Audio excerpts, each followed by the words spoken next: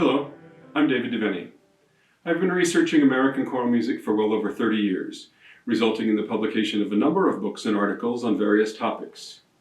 My particular interest is in choral music of the 19th century, and this anthology is a direct outgrowth of my long study and performance of this repertory. These composers were unknown to me as a student. There was no mention of any of them in the music history texts for my classes. Their names appeared virtually nowhere. When they were mentioned, it was usually disparagingly. Gilbert Chase, in his groundbreaking book, America's Music, actually went out of his way to dismiss these composers and their music, denigrating them as derivative of European models and not really worthwhile in their own right. That attitude, thankfully, has long been dispelled. Composers in 19th century America wrote choral music in many genres. Church music, motets, part songs, cantatas, and oratorios were all common. There are many examples of works in the larger genres, but unfortunately, few of these will ever be performed again in their entirety.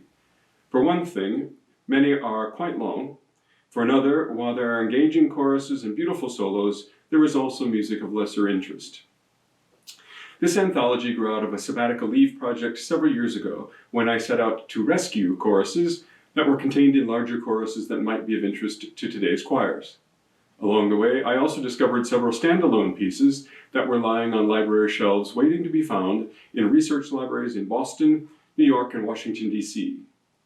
These are the 33 musical works, then, that form this collection. My criteria for including a particular chorus were straightforward. Each piece needed to be able to stand on its own, away from the larger work from which it was taken. The music had to be well crafted, interesting, and of a high quality. I wanted to include music both sacred and secular, and for a variety of forces, men's, women's, and mixed choirs. And I wanted to include music that represented the major composers of the day, those whose works were widely available, who were commissioned to write new pieces, and copies of whose work are still held in major American libraries as important to the understanding of our musical heritage. There is much excellent music to be discovered within this anthology.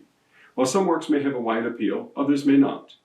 My hope is that at least this collection will be a boon to conductors looking to explore new resources and to scholars who want to explore further the music of this era.